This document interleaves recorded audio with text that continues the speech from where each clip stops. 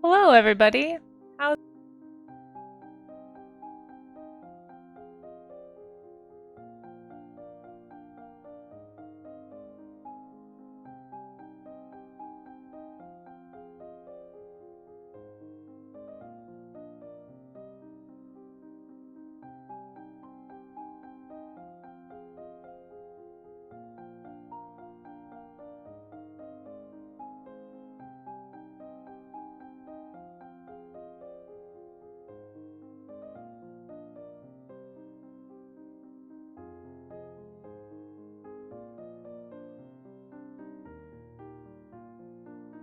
Yeah, muted. Thanks, Pyro.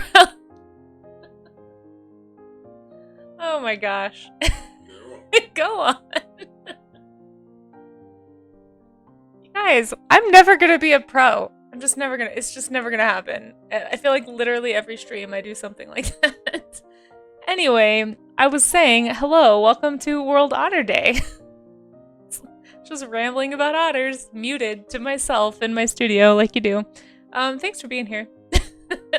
Hey, Stephen Booth, welcome in. It's good to have you. It's World Otter Day, and all I was saying was I don't think we've ever done otters before. I think we've done mustelids, but that's not quite the same, so it's like a broader group, obviously. So yeah, it's time to focus on some otters today. I know otters are a very charismatic, charismatic creature, and yeah, time to draw some, I think. So welcome to the art gym. If anyone's not been here before, basically the way that it works is the art gym. The idea behind the art gym is that it's kind of a art workout time. It's an art accountability time. So if you're an artist who struggles to find time or find motivation to do observational study or draw from reference or draw things you're not used to or comfortable drawing, I figure I need that accountability. So this is just kind of like our group art workout, right? That's what we call it, the art gym. It's kind of like you need an accountability buddy to get to the gym. I find it's helpful to get to the art gym with an accountability partner, so thank you. If you're here right now, you are my accountability buddy, and I appreciate that. And I also appreciate you guys tolerating my perpetual noobishness when it comes to anything to do with the internet. So, the art gym. You do see? Well, that makes me feel better, Zushi. We're not that scared. Yeah, I'm not. I know I'm afraid of a lot of things, but you guys are not one of them. I appreciate everybody who's here. I just am a little unobservant sometimes. I swear I hit the mic button, but maybe not. Maybe not this time. This time I may have just forgotten to. Yeah, so we are going to be drawing together for the next hour and a half, and then we'll be looking at stuff that you guys do. If you want to draw along, we'll be looking at that stuff. If you post it in the Discord, we have an art gym section. You heard me for 2 seconds? Ugh. I swear, I don't know what I'm doing. There has to be something I'm accidentally clicking. I wonder if my mouse is getting stuck and maybe it's like double clicking on the mic. I don't know. Thank you for the heads up on that. I definitely thought I was unmuted. But there's the art gym link Discord link if you would if you'd like to participate in the art gym. And then if anyone would prefer, I need to be better about doing this, but I do actually have a Blue Sky post that I make at the start of any art gym. So if anyone prefers to post their art in a Blue Sky post instead of joining a Discord, that is also totally fine. Or if you just want to, like, I don't know, boost the post or something, feel free. Yeah, I think that's it. Welcome. Let me scroll up and say hi to everybody. A cod. Zushi, oh my gosh, okay. I will do the Draw Me an Animal in a second. We do have a Draw Me an Animal game that we play every half hour. We may get started with that, it looks like today. We got one called a cod. I've never heard of this, so just don't give any hints in chat. If you know what it is, feel free to look it up, but I'll draw that without reference in a second and just guess. Literally no idea. So, yeah, let me just say hi to everybody. We got Pyro is first today. Thank you, Pyro. And thanks, Amaze, for pinning that link at the top. And Chris, second. Congrats on second. I think that's the first time the first and second, like, things in chat were actually first and second. So congratulations, both of you. But welcome in. And Blue Skittle, hey, enjoy your cycling. Thanks for joining on your cycling excursion. I'm glad you guys were enjoying the music. At least I remember to keep the music on this time. Let's see. We have Zushi Cat, welcome in, and Chris, welcome. Silvolp, hello. Ungoy and Science Streams, hey guys, Thank you for being here for the push. It hasn't officially started yet, but I appreciate that that little boost. It does boost my confidence for sure. I'm hopefully gonna get that done today and announce that officially today. If not today, then Friday, because I work. I work Thursday and Saturday, I think, this week at my day job, so I might have Friday off, or maybe I don't know. I think I have an extra day off, so I'll try and get it done this week. That's what I'm trying to say. Yeah, I don't know what was up with my Cintiq. It was just not behaving. I had to reset some things, but it eventually recognized itself. I think part of it was Krita, too. I think I opened Krita too soon, like before my driver had totally... I was just... because I had to restart the computer before stream to try to fix it, and it still didn't fix it. Anyway, it's fine now. We're not going to worry about it, but thank you. Hey, Charlie's Dragon, good to see you. And Daniel Ortiz Arts, hey, good to see you. How are you doing? Welcome back. Hope you've been well. Neilf, yes, technology is a love-hate, for sure. Carcol's hunting penguins. Interesting. Yeah, that's crazy. I didn't know that they would do that. I guess any opportunistic hunter, right? Hey, Mary Berry, how are you? Welcome in. And let's see, who else do we have here? Steven, I think I said hello, but if I didn't, hello. Welcome in. Thanks for being here. Sorry for the little hiccups at the beginning. It's just kind of part of it. To err is human.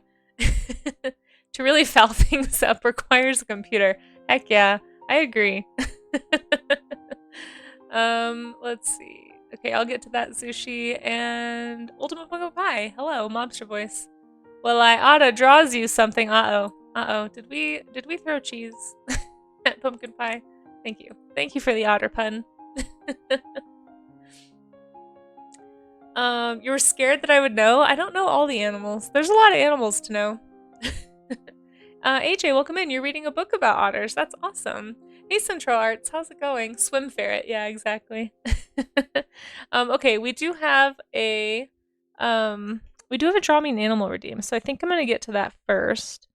And then we'll start doing the otters. But if you want to get started on your own otter or any kind of study, I do want to reinforce you don't have to draw otters to be a part of, the art gym. You can definitely... Why can't I find the thing I'm looking for here? There we go. You can definitely draw whatever you feel like drawing. As long as the whole idea with the art gym is that we're drawing from observation of some kind. So we're doing some kind of a study. A study is not the same thing as drawing from imagination or drawing what you think you see, but we're trying to draw what's really there and learn. So the whole idea is to maybe focus on anatomy, maybe focus on color or value or some piece of either your reference image or something you see around you. I always recommend drawing from life if you're able to. Like if there's an object sitting near you, draw it. Draw your hand, draw your cat, draw your, water bottle, draw whatever it is that you see.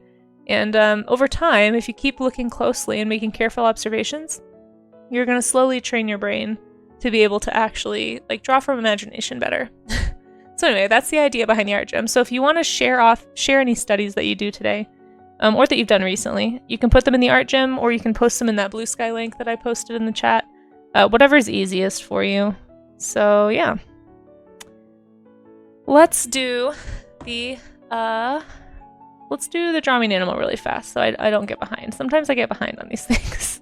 I'm gonna try really hard to make Amaze proud of me for once and stay on task. We'll see. Okay. We're gonna do, it's called a cod, I think, right? I don't think I've heard of this. This must be, maybe this is like a regional name for an animal.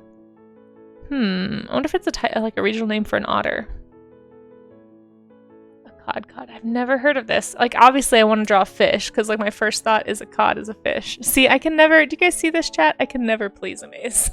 It's so disappointed in me perpetually.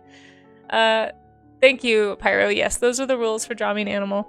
Please feel free to look it up yourself. I can't look it up. I've got 5 minutes to do this. So quick doodle and then we'll start the otter studies. For anyone popping in, where's the otters? Don't worry, they're coming. This is just a little short game that we play here that can be redeemed with channel points. So it's 9:21. A cod? I have no idea. It would be funny if it was a regional name for an otter and I was being tricked. But I don't know what this is at all.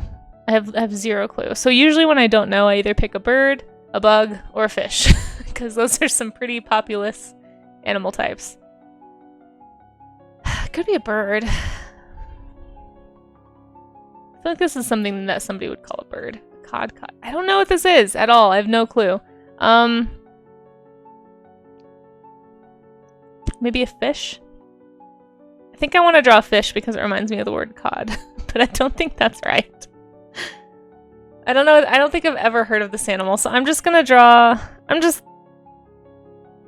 don't know. I feel like it's just gambling, so I'm just gonna pick one. We'll just make it a bird. I feel like this feels like a bird name for some reason, so we're just gonna say it's a bird. It probably is not a bird, so feel free to laugh at me. I'm sure I'm getting this wrong. I have no idea what kind of bird. So I'm just drawing a generic wading bird, I guess. There we go. It's got feet for sure, definitely feet. 28 years trying to get out of this place. Sorry, I haven't heard this song in a long time. Even though it's on my playlist.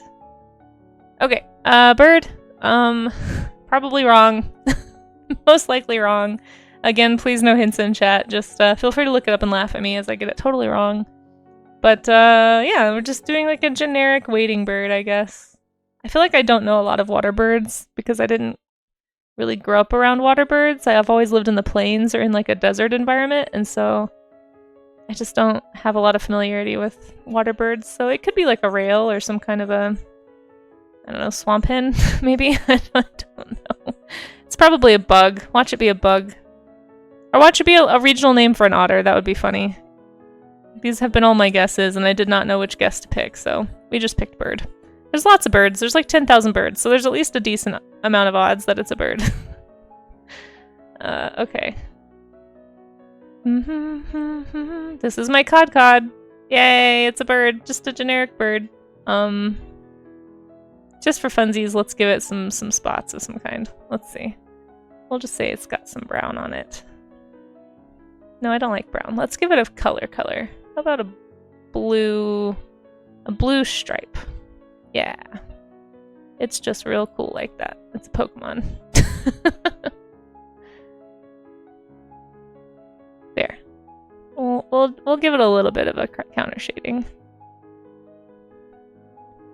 It just looks like a weird seagull heron. I don't know what I'm drawing, you guys. Okay, let's learn what this actually is before I make this even worse. Alright, there's my cod. Let's find out what it really is. Because it's definitely not that. Okay. Oops. Pause. Hey, we should make a bet whether or not my OBS will crash again. That was exciting yesterday for those who were here, right? Oh, it's a cute little cat. Aww. I've definitely got it way wrong. I should have done the brown spots, you're right. That's so cute. I don't think I've ever heard of this animal. It's a really tiny wildcat. There are a ton of small wildcats, and I don't know a lot of them. I just learned about the pampas cat, or pampas pallid cats. I just learned about those the other day. I wonder if they're related to those. They are South American wildcat. I wonder if they are related. Take it in. Take it with you when you... Yep, pampas cat right there. Pampas cat, ocelot. I know these. Cod, margay. I know what those are. Yeah, Andean mountain cat. Yep. I've never heard of a tigrina. Interesting. Okay, so it is related to the pampas cat. For those who don't know, this is actually what I've based half of my little griffin character Reese on. Or maybe it was the pallid cat. Anyway, there's one of them that's got dark feet, and I like that. But anyway, we're not learning about them. We're learning about the cod. I've never heard of this. It looks like a tiny cheetah. It's so cute. Aww. Alright, it is also called the guina. Is that how you say that? Smallest felid species native to the Americas. Aww. Lives primarily in central and southern Chile, as well as marginally in adjoining areas of Argentina. Yeah, I've never heard. It's been listed as vulnerable. Less than 10,000 individuals threatened by persecution, habitat loss, and prey base. Very cute. Has a ringtail. It's just like a little baby cheetah. It's like a little tiny cheetah. That's what it looks like. So cute. Aww. Let's see. So here's where it lives. Very, very cool. That's a really big range, actually. Describe 2 spotted cat skins from Central America and 1 from India. Oh, interesting. But there's 2 cod species. Oh. There's like a southern and a central and northern. Very cool. Well, if you want to learn more about this little animal, I kind of want to look up more pictures about it. Yeah, with the mini deer, exactly. Adult codcods are 37 to 51 centimeters. So small. Oh my goodness. 15 to 20 inches, you guys. That is a tiny little baby. Can you imagine what the babies look like? Hold on. Let's look up the scientific name here. Little hack if you want to find actual images of stuff. Use the scientific name as the search. You guys, it looks like a kitten. This is a fully grown adult, and it just looks like a tiny house cat. It's got a little shorter tail. Aww. What a little cutie. It's so... Here's a melanistic one. Technically, this is a black panther, guys. Did you know that? Technically, a black panther is any melanistic feline or well, I don't know. Is it part of Panthera? It may not actually be part of Panthera. Let me check. Hold on. It's only a black panther if it's part of Panthera. Okay, it's not. This is Leopardus. So this is not. Never mind. It's not a black panther. But technically, anything that's under Panthera and is melanistic is a black leopard. Fun fact. I did lie on accident. I know. I got excited. I just thought it'd be funny if a little tiny guy was technically a black panther. Yeah, it's a small cat, not a big one. Yeah, exactly. Nope, I misspoke. It does happen. I am human, folks. I'm so sorry. I hate to break to you. I know there's rumors that I'm an AI-generated being, but nope, the rumors are false. I am only human. I ought to know better, seriously. This is why I'm afraid of the internet. You can't make any mistakes on the internet. Yep, confirmed, not a robot. Hey, Dolly, how you doing, by the way? Good to see you. Okay.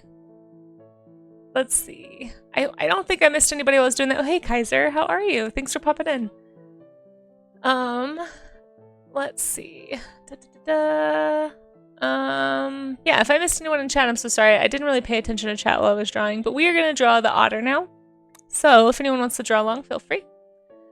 You got accused of being AI? No, did you really? I missed you. Hey, Jason. I'm sorry. How are you, Jason? Thanks for hanging out. Thanks to anybody who's hanging out, honestly. You popped in during the COD discussion. Yeah, sorry, I missed a few people. Sometimes people accidentally give hints in chat without knowing the rules, and so I try to avoid looking at chat when I'm doing Draw Me an Animal. Oops, wait, did I do this on the wrong layer? No, I didn't. Haven't messed up yet. We'll see. There's still plenty of time in the stream. But, yeah, so I'm going to do an otter study. But I am going to start with a skeletal study. I always recommend doing this if you're unfamiliar with what you're drawing, especially if it's like an animal or a human. Frankly, I think it's always helpful to do an anatomy study. This is going to show you like where things go and how they fit together. Another study, yeah, we do studies at the art gym Monday, Tuesday, Wednesday. So in the morning, that's what we do here. And then in the afternoons, I'll actually be back this afternoon doing some sculpting. So if anyone wants to come back at 4 p.m. Mountain Time, that's what I'll be doing this afternoon. But we're doing otters for World Otter Day for the studies because I like drawing animals, and we haven't drawn an animal study this week, I don't think. So, oh, an otter study. I see what you're trying to see. Listen, you still can have some cheese. It's okay. It's okay. I'm generous with my cheese throwing. You guys make any good otter puns today? Feel free to type them. But yeah, so I'm gonna start with a quick skeletal study here, and just make sure that I know kind of how the pieces all fit together.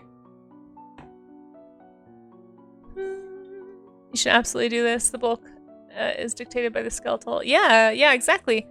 It's so my thinking about this is if you want to really understand what you're drawing, especially if you're trying to get from copying an image to studying an image, you have to know what you're looking at. Because if you have no idea what's going on in the anatomy of this animal, you're not going to even know how to think about it while you're drawing. You know, so by looking at the skull and seeing like, wow, I'm noticing how long the skull is, right? It's very oblong. It's very oval shaped. And so I can look at this now and think, oh, this is actually the back of the skull. That's not the neck. Like this animal's face is quite stretched. And granted, this might be like a different species of otter. I'm not sure. This may be a sea otter. I don't know. But the basic morphology is going to be the same, right? Like the basic appearance is going to be the same.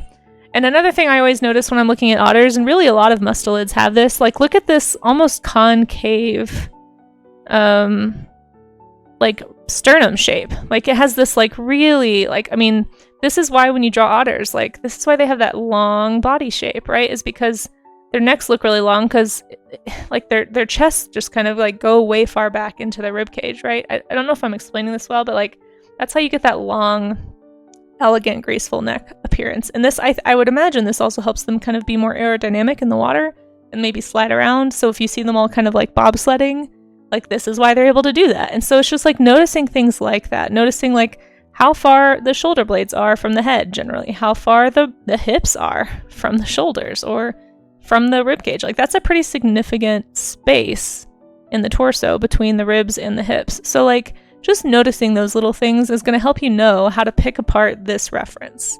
So this is why we want to do anatomy studies, and why we want to think about muscles and think about skeletons and bones, so that we can know when we're drawing this, we can know what we're actually drawing. And that's going to keep you from just copying the image, which is kind of what we're trying to get away from if we want to, be able to draw from imagination. So again, it depends on your long-term goal here, but I know most of the people in chat, and myself included, like, want to learn how to draw from imagination better. And so you kind of have to fill what we call your visual library, or your creative bank account, with information. And so that's why it's important to carefully observe. I think you can actually get better at drawing even without drawing. Like, drawing is basically an observation skill, and the ability to observe closely is something that is helpful for all people, not just artists. But if you are paying close attention to, like, the way the light hits something, or pay close attention, think like a scientist. Try to pay attention to the texture on the tree bark. What do you notice when you look at the tree bark? Where are the shadows? Where is the light? Why is that where the light and shadows are? Those are all helpful things that are going to help you remember things to put into your work. So trying to break free from that habit of copying, if you're trying to be better at drawing from imagination, that's how you start to do that, is to just carefully observe stuff. So, like, as I'm drawing this, I'm thinking about shape more than detail, because right now my focus is proportion. Like, I'm trying to make sure, like, I can tell I got the head a little too close to the body there. Let me fix that really fast. It's kind of hard to talk and pay attention at the same time, but I will say I don't know that I do my best work on stream, but I am trying. I'm trying to make it informative and helpful. But sometimes though there's plenty of times when I'm not focusing and I'm talking more than I'm drawing, I'll go back and look at my drawing and I'm like, oh my gosh, the arm is like way disproportionate to the rest of the body. So, it happens. Just sometimes too, like, just starting a second pass at something. Like, maybe I do this first pass and I'm like, ooh, I kind of roughed this up a little bit. Instead of trying to fix a broken drawing, just make a second one. A lot of times your second drawing, your second attempt at a study is going to be more proficient because you've already kind of done this, right? You've already gotten one of the bad drawings out of the way. You've gotten kind of the stumbling out of the way. And then you can move from a crawl to a run, sort of a thing. Yes, they're just studies. Exactly. They're just studies. They don't have to be perfect. If you want to do, like, a really meticulous study of the skeleton and really pay attention to, like, the types of bones you're seeing and where you're seeing detail, like, go for it. I definitely don't want to discourage anybody from doing that type of study if you're going to find that helpful. But for me, my main purpose is not detail of the bones. My main purpose is proportion and anatomy. So I'm trying to think about that more. I'm thinking about where the hips are, like how the femur comes out of the hip, right? Like, how long are the shin bones? Like, thinking about all that stuff is what I'm trying to do, because that's going to help me be able to draw an otter from imagination later if I can remember this stuff. Another thing I noticed is, like, this little bone right here. This is where the muscles attach, right? So thinking about why you see certain things is helpful too. Although actually that might actually be something else. Actually, I take that back. That actually might just be something somebody forgot to edit out, because this is the way that bone should look. And see, I only know that because I've studied a lot of animals. Yeah, I think this is a piece that somebody forgot to edit out. Probably the thing holding this structure. I think they just left it there on accident. But yeah, this ankle bone was what I meant. This is where those tendons attach, right? Where the calf muscle is going to attach to those feet muscles and stuff, to the ankles, I should say. Anyway, just look at what you see more than your paper. Yeah, try to, because a lot of times, like, beginner artists especially, if you're looking more at what you're drawing or looking more at your actual drawing, like where your hand is while drawing, instead of looking at your reference, you're going to accidentally start falling into that schema category where you're drawing what you think is there instead of what's actually there. So you're going to start accidentally relying on like your schematic answer to a problem instead of really observing. So that's the main thing there. And there is some nuance there too. Like at some point you want to branch out from drawing exactly what you see. Like draw what you actually see, not what you think you see, is not the same thing as I want you to copy, because you don't need to copy the image to study it. There's nuance there, so you kind of think about the intent behind what's being said rather than taking it literally. But the point is to actually observe. So whatever that looks like for you, actually observe what's in front of you and try to take in new information. Don't try to have like a pat answer, you know? Okay, so I've got my little anatomy study out of the way. I'm gonna draw this little guy. He's pretty cute. Now for this, yes, the more advanced study technique is to make it look better than the ref. And it's hard because I'm speaking to like a mixed audience, right? We have people who are just picking up a pencil for the first time that are here, and then we have people who've like worked in the industry for a long time and are way further down that art journey. And I try to be as general and simplistic in what I'm saying as possible, but it is hard. So if I ever say something that you're kind of like, wait a minute, like I have a question about that, I will try my best to answer. I always try to caveat with I'm not a pro. Like I'm here trying to learn just like you guys. Like I just need accountability to do studies, and that's the whole purpose of this. But if I can be helpful, I'll be happy to attempt to be helpful. Because I think art and drawing and learning to observe is an important skill set that is helpful for everybody, not just people who want to draw professionally. But again, just not to go on a little tangent, but I just think that being a more careful observer and asking more questions and being more curious of the world around us and the things happening around us, I don't think that's bad. I think that's good. You know, I think that's good for all people, and that's why I encourage everybody to pick up drawing as a hobby. It's a creative outlet, you know. It's a stress reliever. It keeps your brain active.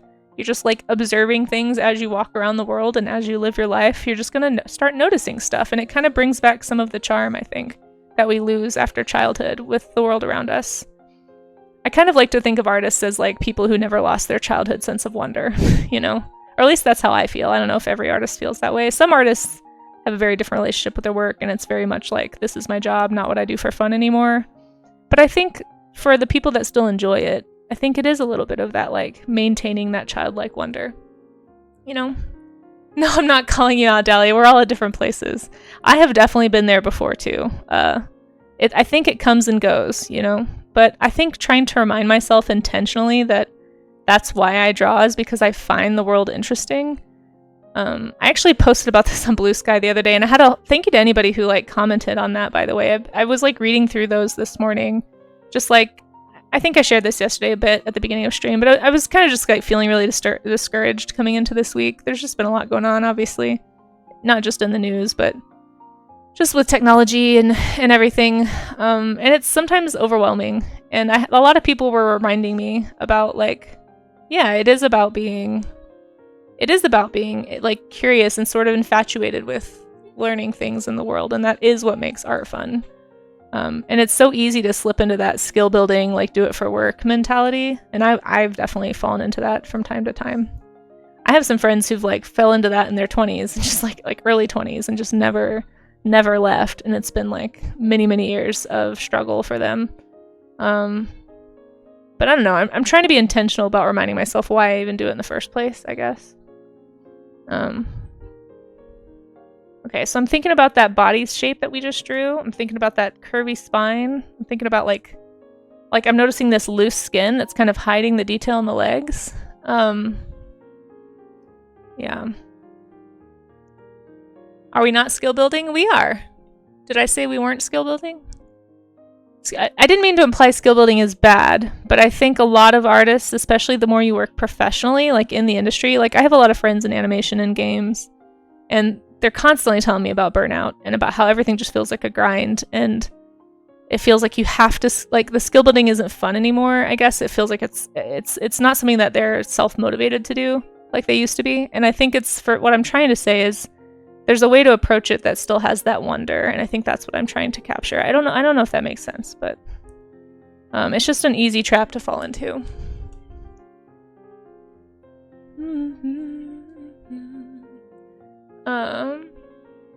half is connected to your... Yeah, exactly. You can sing the connection song for sure. Hey, yep, schema counter, there it is.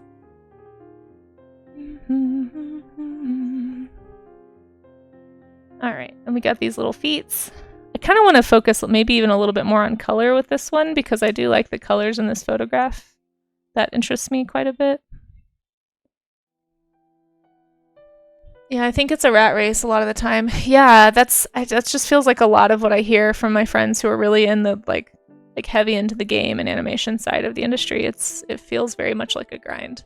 Like, we got to get better. Like, you have to get better because I can make money and be more successful. Yeah, exactly. And that's what I'm talking about. Exactly, Dali. Yeah. You just kind of lose, you lose the wonder. You lose the desire to grow, to get better just for the sake of your art or the sake of understanding more or satisfying your curiosity, quite frankly. I think that's a lot of why I started drawing as a kid. I was just curious. And, do you need some cheese, Miss Art Rules? Yeah, we can throw some cheese at you. I had cheese for breakfast, you guys. I'm so excited. I went to the grocery store yesterday and I bought some cheese. And I had cheese and crackers for breakfast. It was amazing. Yeah, exactly. You have to get better or someone else will. Yeah, it becomes more of like a fear-based skill building in the industry, I guess, rather than like a desire to grow. And I think some people are able to maintain that desire with the race, but I just think it's more rare that you find that. At least from the people I know. And I obviously have a very narrow window. I'm not in the game or animation industry. So my view is very much reliant on like anecdotal experiences that my friends have shared with me. But it does seem, from an outsider's perspective, to be quite intense. Yeah. Let's see. It can be motivating. Yeah, it can be. And for some people, that's all they need. They need that competitive motivation can totally be a valid motivation. I just think that that's less common for a lot of people because eventually that you tire of the competition is the problem. Like a lot of my friends, like, yeah, when they were younger and they first got in the industry right out of college and it was their first job and they were excited to be in the industry. Yeah, the competitiveness like really drove them for a number of years. But the problem is like you need something so I think of competitive energy something like a fire, and it's like a flame, right? And eventually that flame is gonna die. And it's like you need something that's not pedal to the metal to motivate you as well. So it's fine to have that, but I think you still need to maintain that like curiosity and wonder and delight part. Otherwise it just becomes I just have so many friends that have become cynical and burnt out because of that drive, if that makes sense. And some people have to learn that the hard way, and that's okay. Like, you know, I obviously, like I said, I don't have direct experience. I only have anecdotal experience. But what I'm trying to say is I think that remembering why you do it in the first place outside of that pressure, like that external pressure to get better that you're getting from like, I need to improve or lose my job. Like that's going to be stressful, and that's going to make you feel bad about yourself if you don't get the job, even if it's not a skill issue. I've just seen it so many times, I guess, is what I'm trying to say. You're competitive, but not when it comes to art. And I think that that's good. I think you probably need a balance of both if you're going to work professionally. Like I do think you need to have that drive to skill build. But I've just seen that become the reason for burnout too often in my friend groups. So I just think you might need both. But that's also why I don't really have a huge desire to get into games or animation, is because I decided back in college when I was hearing all these stories from my friends, I was like, you know, I kind of like enjoying art. I don't really want it to become something that I'm burnout about. I like exploring visually and doing visual storytelling at my own pace. And if I can find a way to make that happen without being like that, that's ideal. Exactly, yeah. 3D has really become like you kind of have to be able to work in Blender and in ZBrush and be able to rig things to work in games and animation these days. And that may not be what you want to do with your art, you know? Yeah, I think it just sort of depends. Everyone's got different goals, you know? I just feel like the people I know who've been able to stay in the industry and not get burnout and like maintain their enthusiasm are people who genuinely keep that sense of childlike wonder. Or at least seem to from an outsider's perspective, anyway. or they've found a way to like balance the two, you know, because it definitely has to be both, I think. But I just think I've seen too many people burn out from the competitiveness, that I don't think that can be the only thing long term.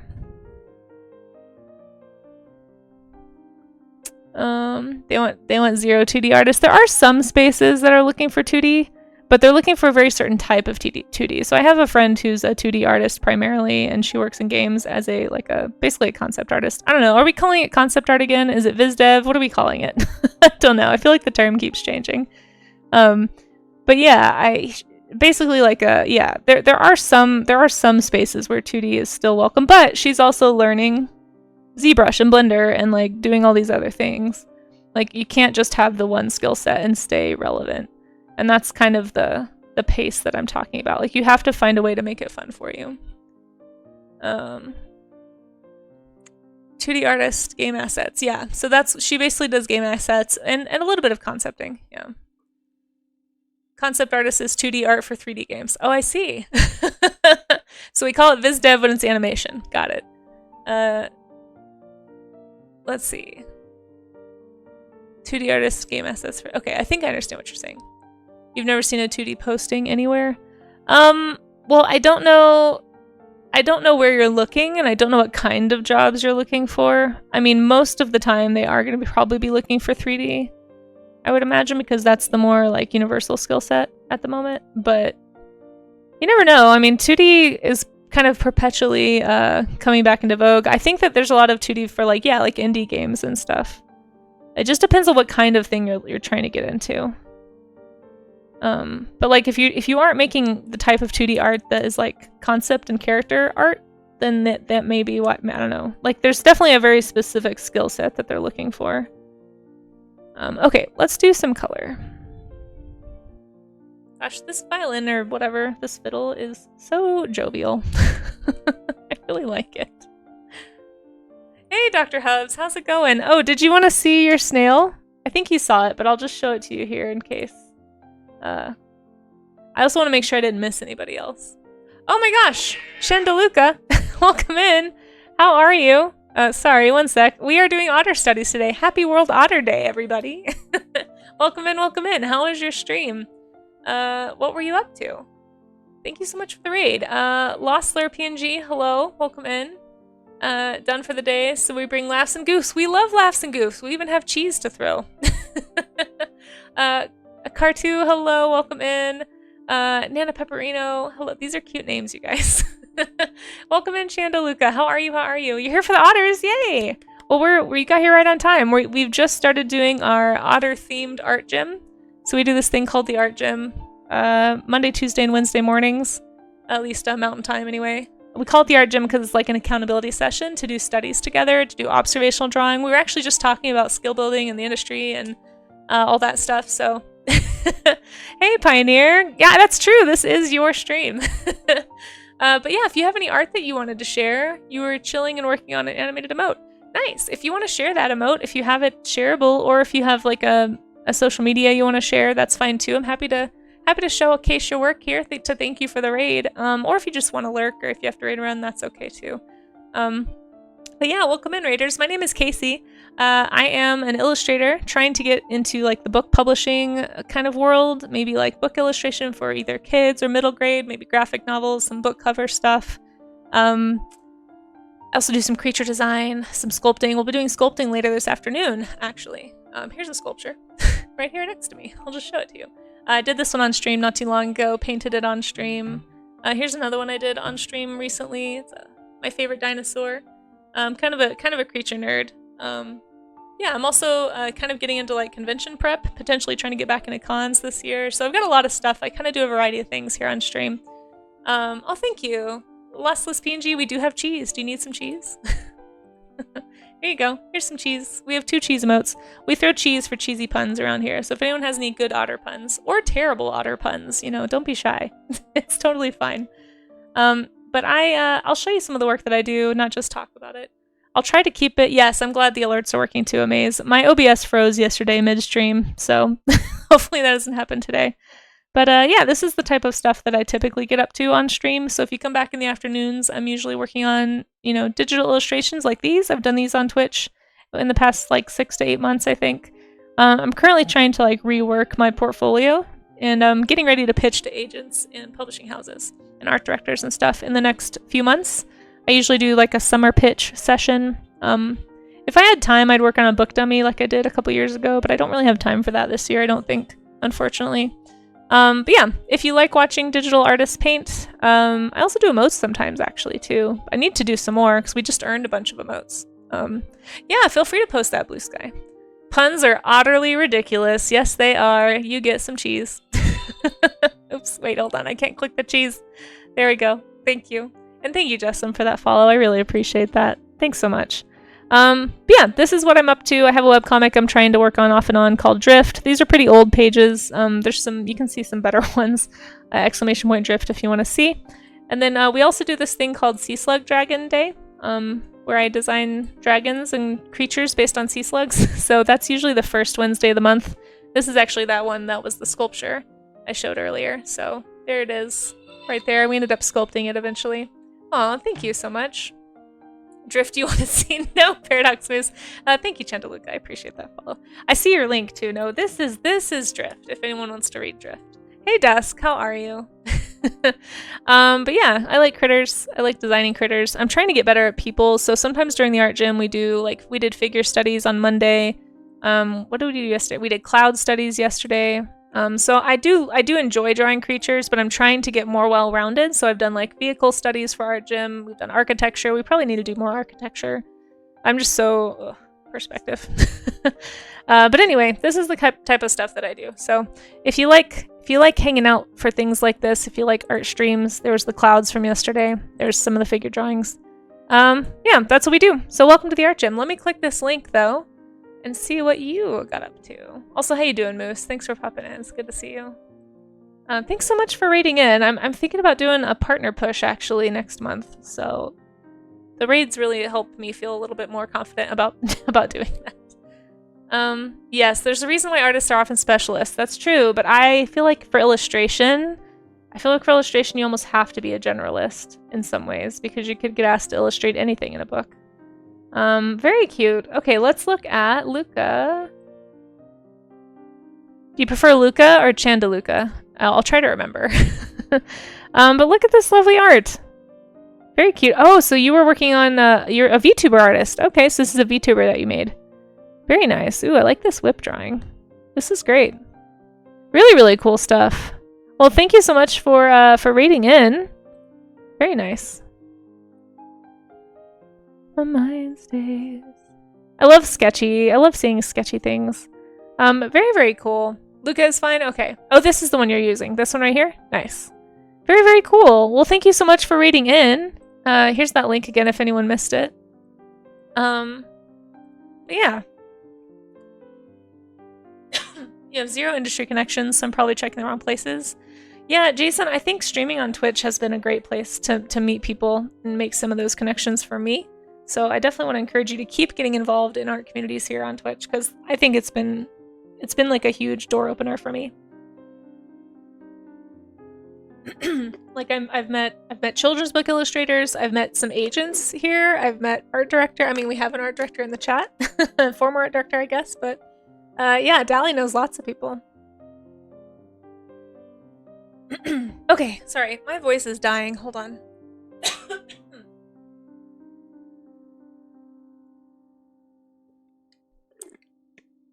You're a fart director.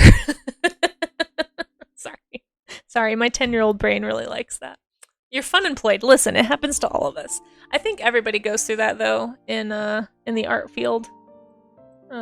Especially right now. I know games and stuff are really tough.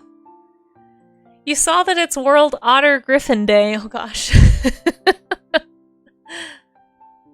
Yeah, take a break, honestly, Jason. It's important too every once in a while. I think if I do end up doing a partner push, I'll probably take a break right after. Because I can already tell I'm gonna get overwhelmed. But we'll see. We'll see. We'll talk about that more this afternoon. Right now I want to focus a little bit on the studies, but yeah, I will say that it's very hard to make connections on Twitch if all you do is stream but don't ever interact with anyone else's streams or Discord communities. And that's what I did when I first started streaming. I think that's what most artists do, because we're all just like a little bit shy, you know, naturally. We tend to not want to put ourselves out there. We tend to just, a lot of us, not all, but a lot of us tend to be introverts, and it's hard. You know, it's hard to feel like you're just thrusting yourself into a conversation. I totally get it, but I think that's kind of the point I hit last year, was that for me, I decided I either needed to really like try to just get over my fear of the internet and put myself out there and like really try to meet people on Twitch or online or on Blue Sky. Blue Sky was just kicking off, and I was like, okay, I need to either like get it really involved in these things, or I need to like, honestly, I need to like go back to work full time doing something totally unrelated to what I want to do, because I just like what I'm doing right now is not sustainable. Like for those who don't know, I have a part-time job unrelated to art. It pays for my health insurance, and it basically like just barely covers bills, and that's it. Like I haven't like had a real income in a number of years. And so, you know, I've been doing that for about 5 years now, and it's like, man, I either need to like throw everything and just like stop getting distracted with anything else and just like hyper focus on putting myself out there and not being afraid anymore, or I just need to give up and like go get another job. Like that was pretty much the place I was at. And I know not everybody's in that position. I know a lot of people, like, they have a second income, you know, from a spouse or a partner, or maybe they've got an inheritance, or maybe they live with their parents, or like there's all kinds of ways to have kind of that like safety net that makes it a little more feasible to be a freelancer, but I don't have that. And so I don't know. I was really tired of not having any kind of like, and I'm still tired of not having any kind of like financial safety net to like retire on. So that kind of freaks me out sometimes. But yeah, I don't know. I think I got to the point where I was like, okay, I either need to like put literally all I have into this, or I just need to stop and just like give up, basically. So that's where I was last year. I don't know if anyone else is feeling that. I do want to say, like, it's never too late to probably like throw yourself all in, but you definitely have to like not just hope that people will come to you. And I think that that's what a lot of artists are used to, because that's how most social media works. I feel like a lot of it is just like shouting into the void and hoping someone finds you. And I will say, if that's what you're doing on Twitch, you're not going to be able to fully meet people that way. And that's what I did for years on Twitch. Yeah. Anyway, sorry to ramble. You find it hard. Yeah, it is hard to connect with people online. I super agree. Rue, how you doing? It's so good to see you. Let's see. Meanwhile, Amaze is like burn yourself into the ground. Successful partner push needs to end with a 12-hour event. Oh my gosh. Oh, I'm tired just thinking about that, Amaze. Yeah, there were 40,000 layoffs in 20. Yes, I know so many people, Dally. So yeah, if anybody is out there looking for a job in art right now, don't take it as a personal thing. You know, if you're struggling, like there's so many artists in that boat. Yeah, a bunch of fiber to brown. Wait. So fart. Oh my gosh, Moose. Okay, hold on. I have to get away from the fart jokes.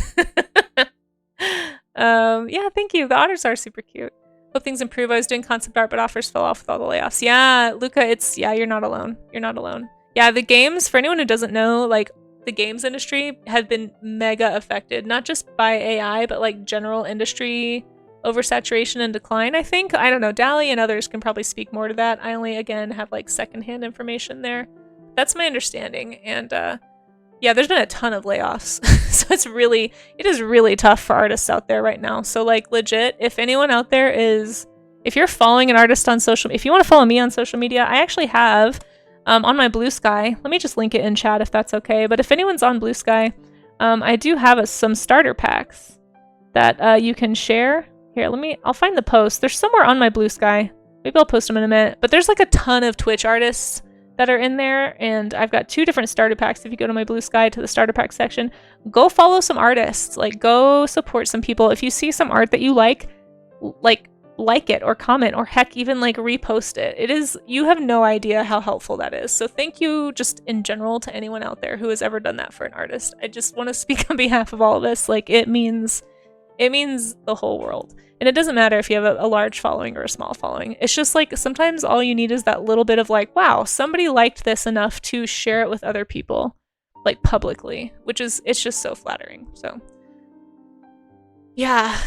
Exactly, Dally. Yeah, so many artists I know. I know very few freelance artists who do it all on their own income. Like, it is so hard to make it work as an artist by yourself. So, I do think avenues like Patreon and Ko-fi and Twitch help, but like I'm also looking into licensing avenues. Like, I'm looking at stationary things. I've got my cards in some gift shops here in Colorado and I want to get more. Like, there's a lot of things I can do to make like a passive income so that I don't have to live feast or famine, you know, from commission to commission. But that doesn't mean I won't take commissions. It's just I need to get to a place where I have like a stable enough income where I'm not worried. And then I can start to like branch out maybe and do more. But it's hard to do all that when I'm working a day job, you know? I have 3 days a week in the studio and it takes time. It just takes time. And everyone's situation is so different too. Social media is exhausting. Yeah, yeah, it is. Most artists and authors end up in, health insurance skews the equation. Yes, Vale, that really is what it is. For me, here's the reality. And for anyone who's not in the US, maybe you have a different situation, but for me, in the US, it would be like $500 to $700 a month for me to have, just for me to have health insurance. And I can't afford that on top of my very expensive rent here in Colorado. And I even have relatively cheap rent compared to other people because I have a roommate. But like, I don't know. It's just hard to make it all work. It's like, I feel like I need to make like on average like $1,000 a month from my art before I would feel comfortable even thinking about going back to freelance full time. Probably more like $1,500 a month. Gonna go back to good for you, Dally. Sorry, I'm behind in chat again. I was trying to read because I find this topic really interesting and I want to hear from other people who are feeling this too. You hope I get those opportunities. Thank you, Luca. You're very sweet. I appreciate that. 24-hour stream, Gobi, no. Financial safety net, what's that? Right. Hey, Bots and Magic, we're talking about animation and games. Come on in and how stressful it is. You have all the tea, I'm sure. Gearworks, hey, welcome in, says hex searching, to be honest, seems just as hard to... Yeah, it does. It's a full-time job just to look for a job sometimes.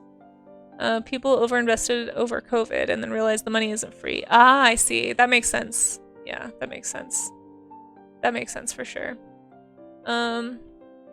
Yes, very dependent on contracts, not steady income. Yeah, like I was freelance, like full-time freelance when I first moved to Colorado. For those who don't know, I'm not going to give my whole life story, but I did move out here with the intent to freelance and learn for a year and then try to break into the industry because I thought it would take like 2 years. Silly past Casey.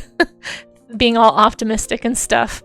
But yeah, I was freelance during that time, and some months you make like a decent amount, and then some months you'd make zero. And so the goal for me right now is to get to a place where I've established like an online shop and maybe some like licensing opportunities. I need like a passive income basically. Maybe get a book or two and get some royalties from that. I need to have like a base amount coming in before I feel comfortable quitting my full-time job and like pursuing conventions or like freelancing full-time. Oh, and we are going into an ad. I'm so sorry.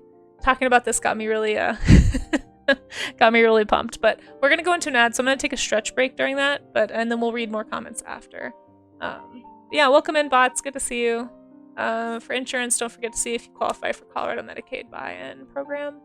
True, I should look into that. There are some like health share programs that are a lot less expensive. It's like not traditional healthcare, but they tend to be around $100 to $150 a month, which I think is, at least for a solo person, which is way more affordable. Like, I don't mind paying for health insurance. It just needs to not be like a rent payment, okay?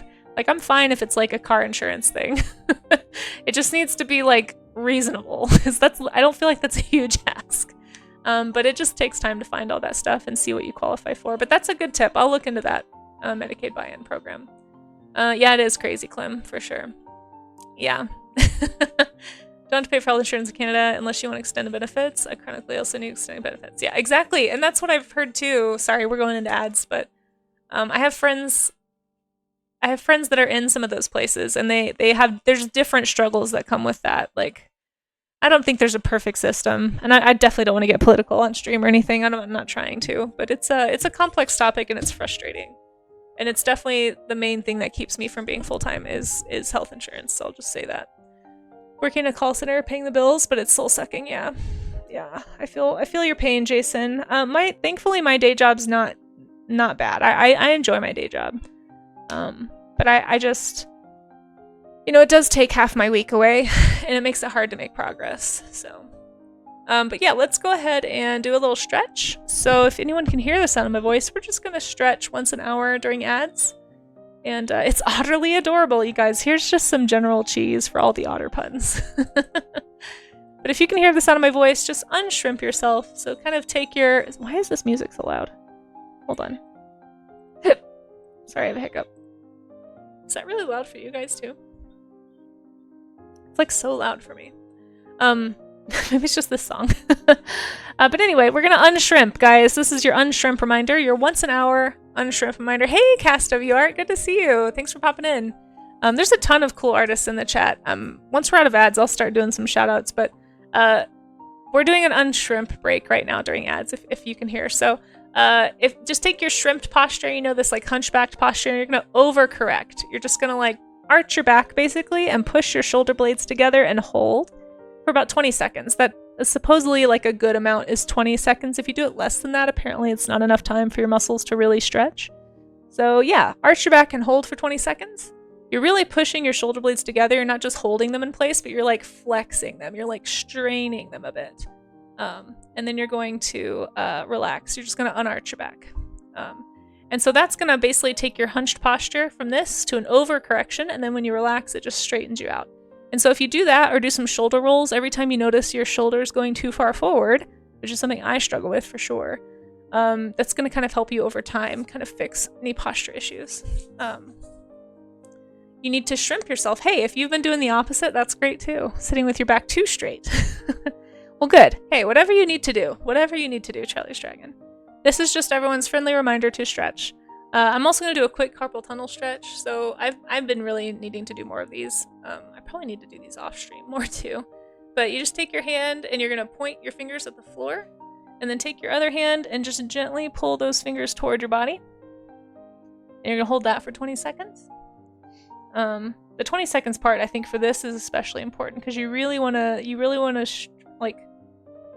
release the tension in those tendons and things.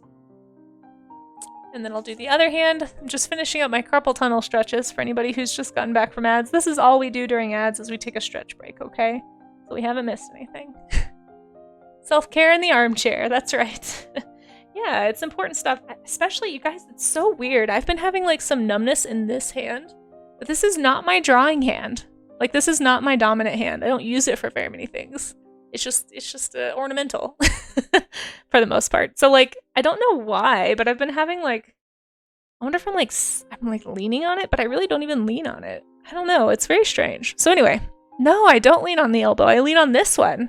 I actually have a pad that I rest my elbow on because I'm trying to prevent compression of the nerve there. So I rest it here to do my drawing for my Cintiq. Yeah, but like I don't have any of those issues in my drawing hand, which I'm thankful for, but it's very strange. Maybe. I don't know. I don't know. It's strange. It's so strange. But anyway, we're back from the ads. A pinched nerve in your neck? Yeah, and I have been having some like neck problems, so that's a good point. Maybe it could be a neck thing. I am trying to work on that. Maybe I need to do some more like neck rolls and stuff. Okay, Little Otter. I think I'm almost done with this one. We're going to move on to another soon. Do you use your cell phone? Nope. And I really don't make that many calls either. So like I don't know. It's very strange. Okay, let's do another Little Otter. I think I'm good with this little guy.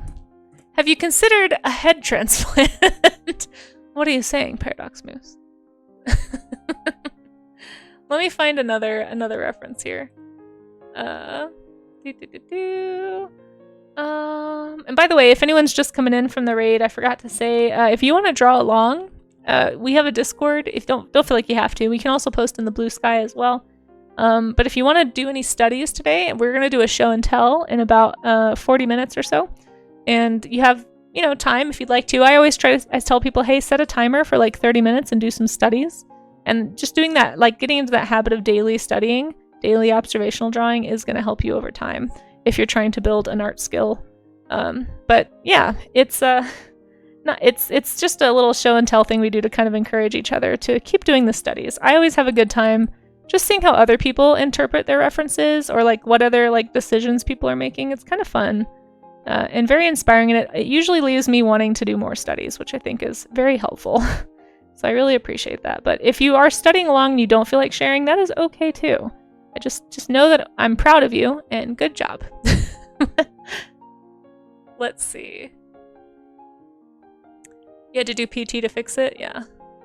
Maybe I'll have to look into that. Did you know that otters form bone shard-like ossifications on their hearts? Wait, what? And seem to help them. I always imagine sapient otters saying things like, "It's true love, I can feel it in my heart bones." No, wait, what? I did not know that. Did you know that otters form bone shard-like ossifications? Wow. How? How does it help? Wait, I have so many questions right now, Vale. Vale, you're gonna have to... Can you please elaborate? Do you have time to elaborate? I did not know that, and I'm thoroughly intrigued. Do tell. Do tell. All right, let's do another otter. Welcome, Taxdu. You just recently retired, and you've been there long enough to keep the healthcare. That's great. Yeah, no, that's great that you were able to have that in retirement. That's very helpful. A lot of companies aren't offering that anymore, like they used to. Go look up giant river otters. Oh, we can do that on stream, honestly. Listen, Vale, there's plenty of times that I get distracted here on stream, especially when it has to do with animals. But I will try to stay on task. I will try. Let's do a very different type of otter. This is I forget what kind of otter this is. This might be a giant river otter, or maybe a spotted-necked otter. Thank you, Gearworks. I appreciate that follow. I really love that this critter, you can really see a lot of the anatomy in this pose. So let's do this one. I feel like I may have drawn this one before, actually. But, you can tell it's a very different species than that one. Very different colors, very different kind of... I feel like their hands look really different. But yeah, let me crop this down a little bit, and I'll do a little study. I just like how lithe it looks. Like, it almost looks like a fossa. Fossa? Fossa? I'm not sure how you say it. But it's a very pretty animal.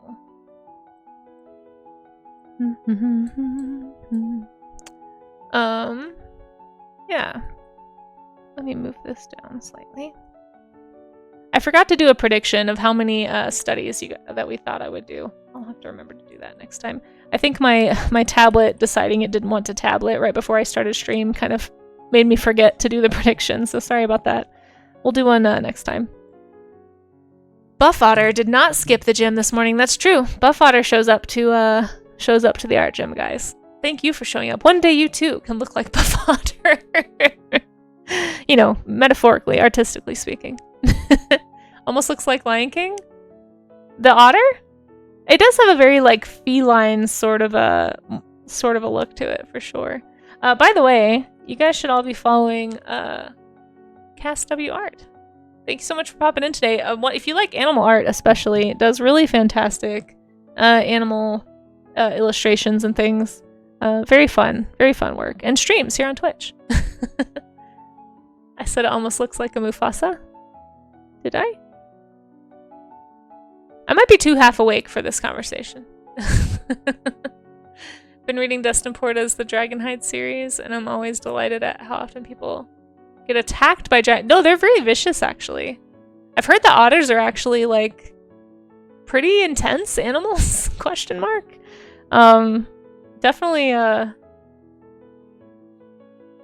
yeah. I mean, they're basically, like river leopards in a way, or like maybe like they remind me of like a leopard seal, but like that can walk. Oh, like a fossa. Oh. But is it a fossa or is it a fusa? Anyway, it looks like that Madagascar predator. Go look it up. Thank you for translating. You guys have to realize, especially in the morning streams, I'm just like barely conscious.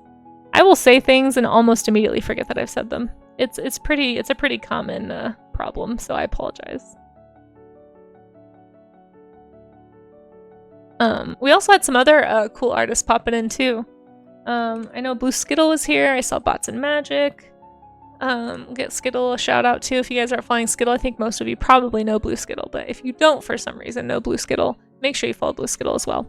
Oh, and if you just want like if you're just kind of lurking and you're not drawing and you'd like to check out some I need to just make a link to these posts. I need to probably reshare them too.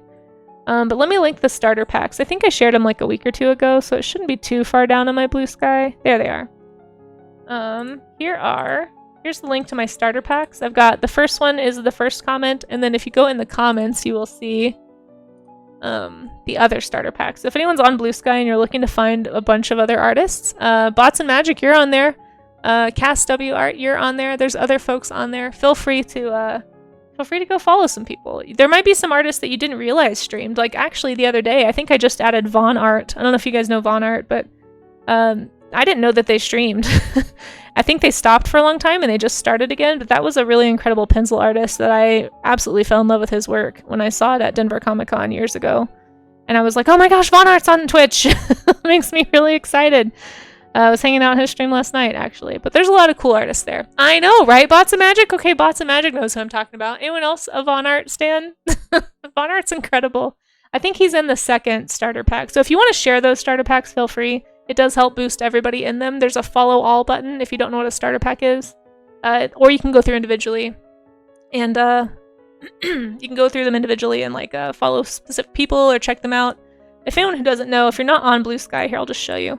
You can always, like, if you can't find this post, it's like, here's what they look like. You go there, and there's just, like, there's Blue Skittle, there's Jay Stiller. A lot of you guys know these folks.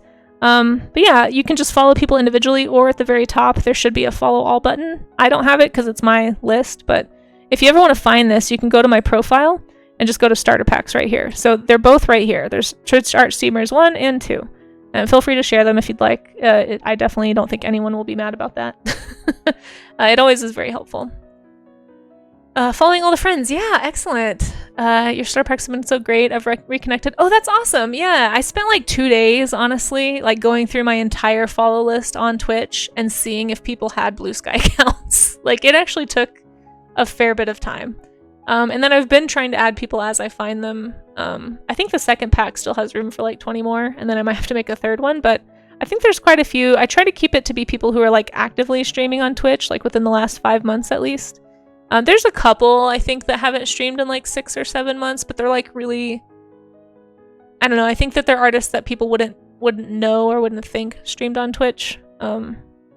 Anyway, just worth checking out if you're looking to reconnect. I really am a huge proponent of the art category on Twitch. I just think it's, especially in the you know, we were talking about this earlier, but just with like everything happening with AI and scraping, I really do think it's one of the better ways to still share your artwork with the public. Like, you can still say like, hey, I'm an artist, here's what I do. And you can prove that you're actually making your art, you know, because people are watching you draw it. And it's much harder to scrape. I mean, people could take a screenshot and like feed it in manually, but it's much less likely that's going to happen. And it's, you know, we've had that kind of art theft since digital art was invented, right? Like, that's been something digital artists have fought against for years, but it's not as widespread and automatic as just posting an image online. So anyway, I'm a big fan of it, and I hope a lot of other artists come back to or try Twitch. I really think it's a great way to connect with an audience and kind of be more than just like some art on a screen, you know? Do you know why Vaughn uses gold in his prints? Is this a joke incoming, Paradox Moose? At least that theft requires some effort. I know. I'm not gonna say I respect it because it still is a terrible thing to do, but it's definitely it's just less automated. I feel like it's much less risky to share your work on Twitch than it is to share it. Especially if you're not glazing and night shading, which I know a lot of artists don't do. And I understand it's time intensive, it's resource intensive. I don't do it with all of my pieces, just my finished works I glaze, but I don't nightshade because I don't have the resources or the time to sit here for 20 minutes and let my computer process an image, you know. And even for some LLMs, I think some data sets it doesn't even really affect it that much, but it does help with others, so that's why I still do it. But anyway, yeah, all that to say, I think Twitch is great. Oh, no worries, Dolly, you're fine. Yeah, tired of people asking him when he was going to finish his pencil work, so he added gold to the border to signify that it was finished. Oh, that's funny. I had no idea. He actually just released a an art book. He said he did a Kickstarter for a new art book, which it looks beautiful. Carson was looking at it on his stream the other day. I really want to get it. Yeah, we'll get a shout out for, I think it's VONNE Von Art. We'll see if that's the right person. Nope, that's not. Well, is that the right person? I don't know. That might not be the right Von Art. Nope, that's not the right one. How do I cancel this? Dismiss. Sorry about that. It's not that one. It's someone else. Anyway, I'm not a pro. Maybe no E. Maybe no E. Either way, go check out Von Art. It's incredible pencil work. I really like the way that the lighting. Thank you, Paradox Moose. Yes, that Von Art. I probably can't do the fancy shout out again because I just did it, but Von Art. There we go. Yeah, that one. Really incredible pencil artist, and recently got back onto Twitch. Definitely worth a follow. Also, just like really cozy traditional streams. Just like, just a little simple like camera view of just the hands and the art, and just kind of, he's very soft spoken too, so it's just like a very, like, yeah. Talk about art, have some nice vibes, watch him draw. It's good. It's a good time.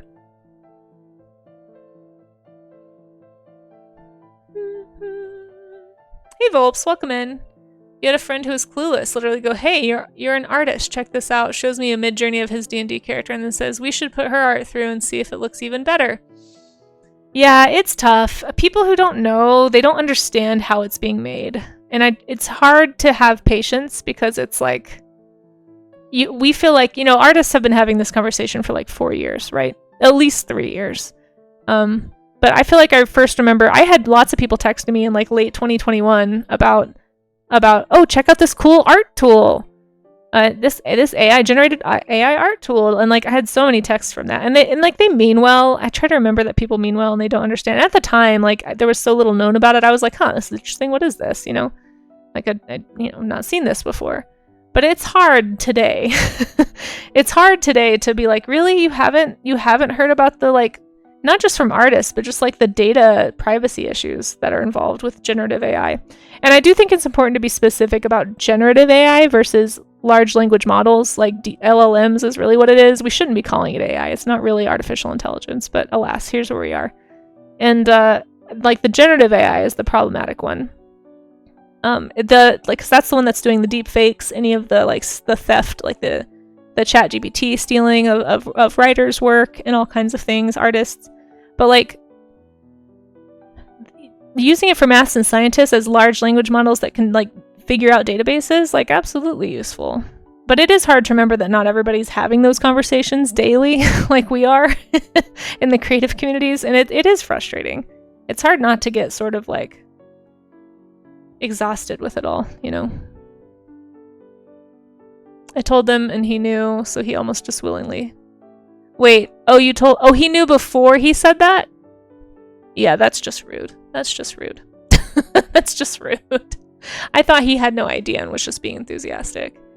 Yeah. AI is a buzzword. Exactly, CastWR. Yes, it's a buzzword. It's bad because I think it makes everybody just cognitively put it all in the same category, and it's not. I really wish we could move away from calling it that and just, I'm trying to say LLMs more. I know it doesn't roll off the tongue like AI, but I think I want to be really specific, like when I'm talking about generative AI versus large language models. Good old limbs. Just a resource-heavy plaything. Exactly. It's more of a toy, and that's part of why I'm hoping anyway, that eventually the general public, like many toys, I'm hoping they will tire of it. And then once they realize, I think people are starting to realize this, but I think once more people realize, like, oh, like photographs from my Facebook of deceased loved ones are being fed into these things and used to make ad revenue or memes, like, or horrible things that I'm not going to talk about on stream because this is family friendly. Like, I'm not okay with that. Like, most people aren't okay with that. And I think just that general data privacy issue is the one that I try to push when I talk to the general public about it, because that's the one that most people can connect with. It's like, I don't want my kids or my deceased family members or myself to be used in those things. Like, at the very least, we should be able to agree on that. Like, I don't want people to profit maliciously off of my data, like things that I've chosen to put on the internet in a time when the agreement was that it was mine. Like, you can't just say, oh, never mind, now everything that you've ever posted is ours. Like, that's not how ownership works, you know? Anyway, I think the more we can talk to the general public in that way and try to let people know it's the same thing as, like, you know, it's so funny to me how, like, the big paranoia in the 40s and 50s was that our phone lines were being tapped and that the government was listening. And now the very people who would say, like, be paranoid about those kinds of things are just fully embracing this sort of data theft. It's a little, like, there's a disconnect there that I think that there's a gap that can be bridged, I guess is what I'm trying to say. And so I hope we can have more conversations like that help people understand why this is problematic.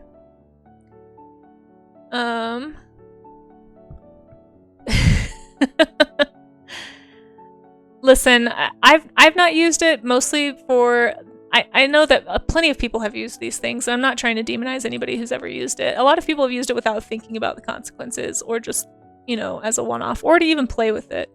I mean, I know a lot of people in the industry that were forced to use AI in the pipeline for a while when it first came out. So, like, I'm not saying anybody should be, like, thrown under the bus just because they've touched something. The point is, like, the continued use of these things. If for no other reason, like, data issues aside, ethics issues aside, honestly, it just takes so much energy. Is it really worth it for that meme?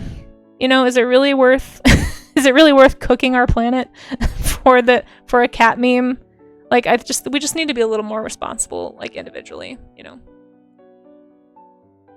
And the problem is, too, like, you can't avoid it. Like, if you use Google search and you forget to put the negative AI tag, like, it's gonna automatically use AI to generate search results. Like, I try to remember because I don't want it to use that energy. Like, I don't need the AI. It's half the time it's wrong anyway, and it's not what I'm looking for. So it's like, it's not useful, number one. But two, I don't want to be using more energy than I have to. Like, anyway, I don't want to get into the whole thing, but feel free to look up if you don't know what I'm talking about. A lot of people aren't aware of the energy cost. I think people are starting to be, but there's a huge energy cost associated with generative AI. Okay, all right, we did 2 studies. I'm going to do one more, and then we're going to look into... I do before 2022, Artie Gobi, because Midjourney started around like late 22, early 23. So I do before 2022. If I want to be extra safe, I do before 2021. The problem with searching with the before tag is you sometimes miss, like, current event things, like if you're looking for recent information. But yeah, using before 2022 is the one that I use, and the negative, like, minus AI now works again. It didn't used to for a while with Google search, but they've allowed that to work again. So I do minus AI, and it will take out any auto-generated anything, and it will take out AI images and search results. So if anyone's looking for a way to not use these things, those are the ways that I've been searching and looking. Internet has been on the fritz, but you gotta get some auto paintings done. Yeah, get some auto paintings done. Yeah, I don't think it's about, yeah, exactly, Charlie's Dragon. I don't think it needs to be about, like, oh, I'm pristine and I've never touched this thing. I'm not here to demonize anybody. Yeah, it's more about just moving forward, I think, and being more aware. But it lowers the quality of the images, Volps. Yeah, I think for, like, lower res images, honestly, I'm fine with that. Oh, Spicy Jaw, I shall. We're talking about Nightshade and Glaze. Nightshade is especially rough, I think, because it's like an extra amount of poisoning. But I think any measures we can take is helpful, honestly. Google AI has finally made its way to you. It didn't have it for the longest time. Oh, really? It wasn't. I didn't realize that. So it's now made it over to your country. Yeah, it's been like the last year that you've been like, it just, when you search in Google, it automatically does the AI generation, and you couldn't opt out of it. But finally, they've allowed the minus AI string to work again, which is nice. So you can opt out of it. You can't. I wish they had a thing in their settings where you could say, don't generate results for me. Like, I don't want this. I think they're afraid how many people would click that, because, like, I don't want that. Please stop. I'm not looking for I want real articles written by real people. I don't want generated articles that are full of nonsense. This isn't helpful. It's adding to the noise. Anyway, but yeah. So far, we don't have that option. You're lucky if you have a platform that has an opt-out option at this point. Sacrifices must be made. Yeah, it's a sacrifice that I'm willing to make. Not everybody's willing to, and that's everybody's personal choice. I'm not gonna badger anybody about it, but I do think it's helpful to be aware of. Like, there's lots of artists who still don't even know that glaze and nightshade are a thing, you know? So if you didn't know that, I actually use web glaze, which I don't know if they have applications open for it still. I think you had to apply. But University of Chicago has this thing called Glaze, where it'll run you can download a program basically to run your images through before you post them, and it basically adds noise, but in a very specific way that kind of confuses AI scrapers. And so it means that they aren't going to be able to effectively, it essentially sort of poisons it. If you want to do nightshade, that one's especially, like, really, really effective at the database poisoning. But anyway, I think it's worth doing if you have the resources on your computer, but if you don't have the resources or the time to run Glaze on your computer, you can also use web glaze. So if you go to their website, University of Chicago, just Google University of Chicago Glaze, minus AI if you don't want to generate the result. But you'll see it, and it'll have a button that says web glaze, and so you can apply to web glaze. You basically just have to, like, message them on a social media platform. I did mine through Instagram on my art account so they could see that I was an artist. And they just sent me an invite link, and I was able to sign up. And that way, on WebGlaze, they actually do it for you, which I think is really helpful. So most of the time when I glaze, it's that. I only glazed a couple myself before I got WebGlaze. And it definitely is...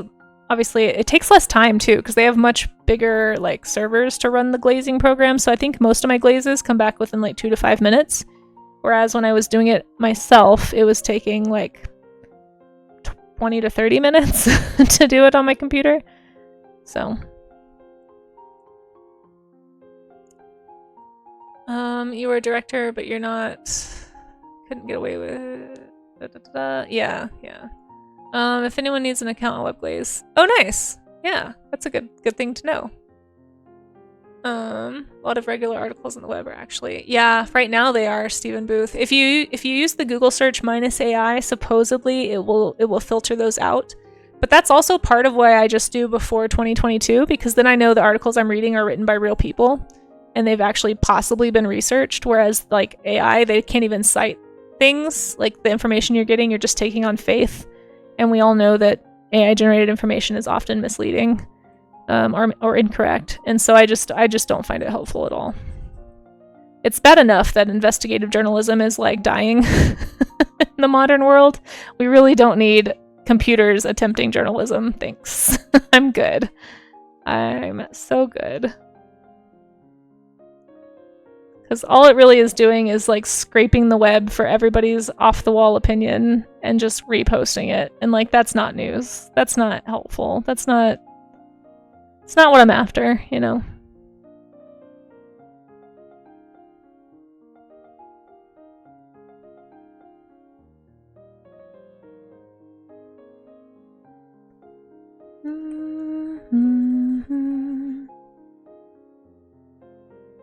Positive news. Yeah, let's do some positive news. We need some positive news after all that AI talk. I'll look up some positive news in just a sec. Let's do that. We are going to look at the studies that people have done here in just a minute. So if you are wrapping up a study... Why did I use this brown? That was just such a bad idea. Yeah, go ahead and get that posted either in the Discord or on the Blue Sky post. If you prefer Blue Sky to joining a Discord, it's totally fine. I know Discord's not for everybody, or you're just maybe like me and you're totally maxed out on how many Discords you can join because you've joined too many. I totally understand. Please don't feel pressured to join my Discord. You can also, like I said, post on the Blue Sky post that I made about today, and I will look at that too. Just want to fix the colors on my otter really fast. And then we'll do positive news, and then we will look at what you guys drew. Here we go. There's my otter. Yeah, I learned today that otters have heart bones, which I had no idea about, and I'm definitely going to look up after stream. Fascinating stuff. Fun employment blog. You decided, oh, that's awesome. Very good. Yeah, feel free to share your own positive news. That's a good idea. Let's hear what's going on. What's right in your life, chat. Let's focus on some positive. We've had some focus on the negative, the stress of AI for a little bit. What's some positive news you guys have going on in your lives? Let us know. I'll look up some positive news that's like national news or world news here in just a sec. Okay. Here we go. Save.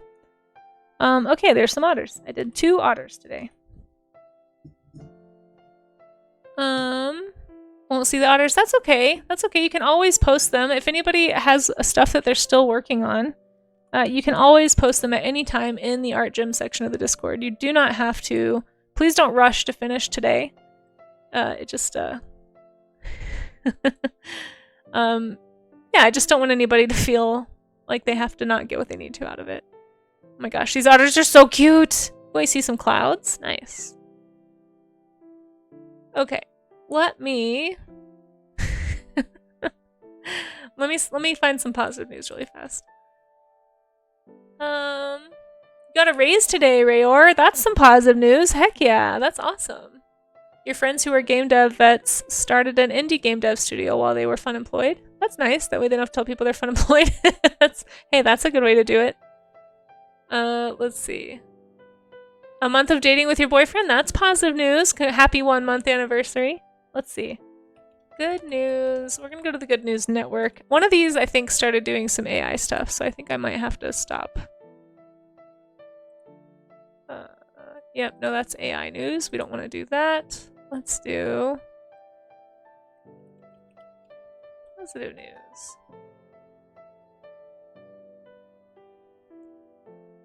Let's see.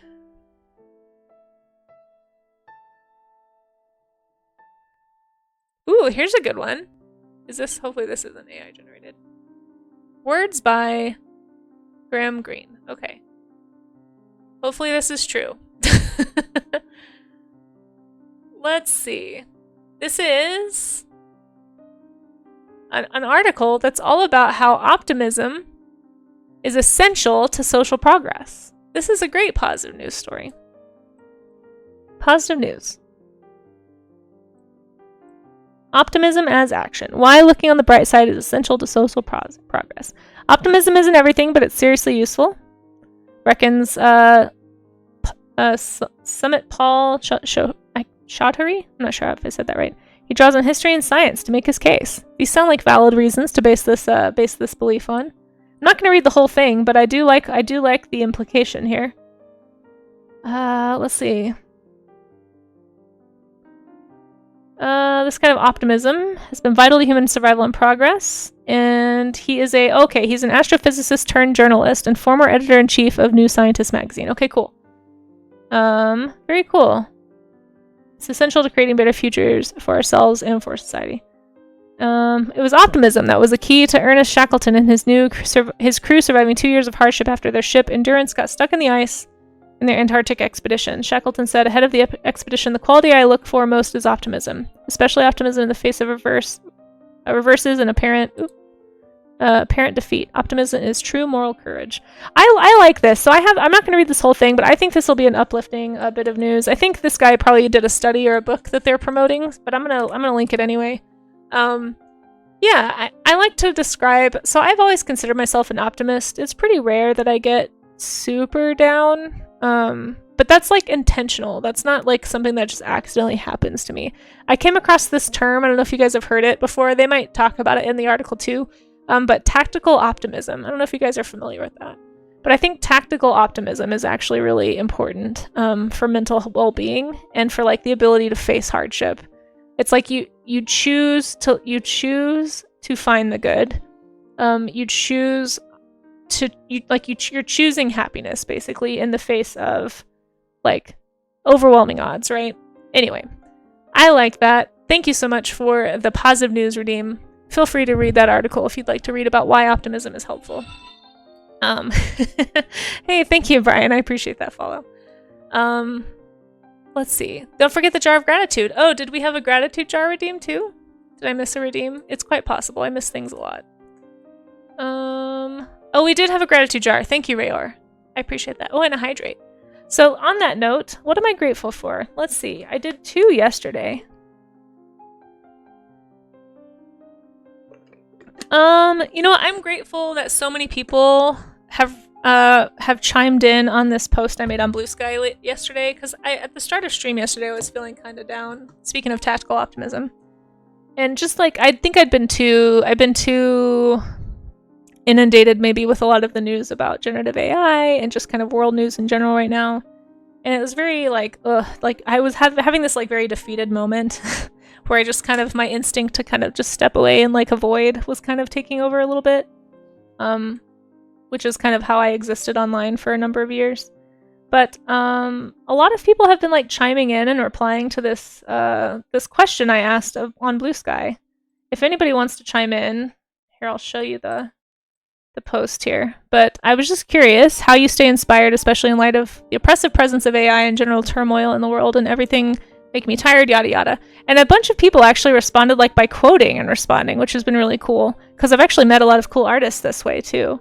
But yeah, if you want to respond to this, or if you'd like to get some encouragement, honestly, read through some of the reply quotes here. Like, if you click quotes, it'll like show you like all these artists. I haven't had a chance to reply to all of them yet, but like it's been really cool to hear the ways people like other artists are kind of facing down this stuff. And I think it's really inspiring. So I'm really inspired by other artists today. So I think I'm going to say that's going in my gratitude jar. Thankful for the inspiration from other artists facing down AI world events / world events and finding inspiration. Yeah, it was really cool. Like it really did help actually yesterday. Just like I mean, a few of them were kind of negative. And they're basically saying, like, I'm not. And I'm like, oh, I'm so sorry. Like, I don't blame you for feeling that way. But, like, most of them have been extremely, like, yeah, just, like, helpful. So if you need a good read, like a pick-me-up read. Yeah, I'm glad you thought so, too. And thank you for chiming in as well, Cass. Yeah, Cass was one of the people. Yeah. And finding inspiration. It was really uplifting, too, to see, like, how many different artists are like, I don't know. Yeah, just read it. You'll see what I mean when you start reading the replies. And if you want to chime in, feel free. One of them I reposted, actually, because I thought it was really awesome. Which one was it? I forget the artist. I need to go back. I think it's on my profile. Oh gosh, this song. Yeah, this one, Nameless Coyote Art, said there's people who prefer to get art from me over anyone else. If they won't give up on me, I won't give up on them. Clients coming back is the best. I thought this was such a good reminder. I was like, you know what? You're right. Like, the support from non-artists means a lot too. And like, especially if you're a freelancer and you've got people coming to you and not spending $10 to generate an image instead, like it just makes you not feel like a commodity. Because I think that is the big issue. Is like it's like AI generated images make art feel like a commodity, like a Walmart, like a thing you just buy at Walmart for $5. And that's just, it's really defeating to feel like that's what society values your life's work at. And so for people who like actually support and like show up to things and buy product or join Kickstarters, like it just means a lot. So anyway, hey Paleo, how are you? Brian, hello. You're in love with this just to see otter-like creature? Oh no way, that's awesome. Well, thank you for coming in. Yeah, we were doing otter studies today. So Monday through Wednesday we do this thing called the Art Gym, and we do studies of different topics. And today is World Otter Day, so we're doing otter studies. I did a couple here, little skeletal study there as well. And we're actually about to look at what everyone else did. So last call if anyone has one that they want to share, as long as it's a study drawn from observation or reference, you know, not drawn from imagination. It doesn't mean you have to copy, it just means you need to be studying from something you're actually looking at, not just making stuff up and filling in the blanks with like head stuff, if that makes sense. Like over time, your study style can change, but anyway, we'll talk about that more another time. There is a section of the Discord called the Art Gym. You can also, if you don't want to join a Discord, I was saying this earlier, but I did make a post on Blue Sky. I don't see anything posted there, but if I missed something, just let me know. If you'd prefer, you can also just comment on this post with your image if you don't want to make, or you can use the art gym hashtag. Let me check. Sometimes people use that and I miss it. I don't see anything there today. Okay. I see one from a few days ago. Whoops. Oh, but we shared that one. Okay. Yeah, always feel free to use the hashtag too. But let's get into the Discord, and I'm going to look and see what you guys have done this time. So, yeah. Yeah, nice to hear different perspectives. Yeah, and just have feelings validated. Hey Paleo, he is going to be streaming on Monday. Yeah, he's traveling to Wyoming to start field work. Yeah, Charlie's Dragon said it. Let's see. You've heard of tactical optimism as deliberate optimism. Yeah, I like that. I just think it's really helpful. It's definitely, like, I didn't have a word for it, but that's kind of how I have tried to be most of my life. And I think it has served me well in many circumstances. Okay. And if you are a streamer and you shared your work, just let us know so we can shout you out. But let me go up to the last thing that was shared on stream yesterday, which was my cloud studies from yesterday. So we did cloud studies for those who missed them. And now pretty much anything below that is what we're going to be doing today. So you can do any kind of like foundational study, observational study. This actually looks like Drawbox. I don't know if HDMZ is in the chat. But is this Drawbox? Are you doing the Drawbox challenge, HDMZ? Or are you just breaking everything down into like practicing perspective? But practicing like basic foundational perspective like this is very helpful and totally counts as an art gym thing, because this is not what people want to be drawing. But this is kind of how we make ourselves get better by practicing drawing things in perspective. These look great. And you got some little skull studies down here too. Very, very nice. Thinking about shape and form. I can see those contour lines around the skulls. These look great. HDMZ is a streamer. Does art here on Twitch. There we go. Make sure that you guys go follow if you'd like to catch the next stream. Other favorite animal coincidence?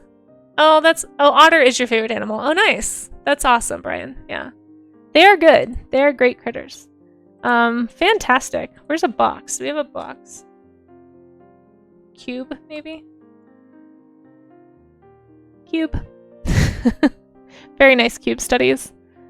I like that you're like madness through repetition. Yeah, it can be maddening, but I think you did a great job here, HDMZ, and thank you for sharing. Tally shared this blocked in otter. Tally, fantastic without the lines too.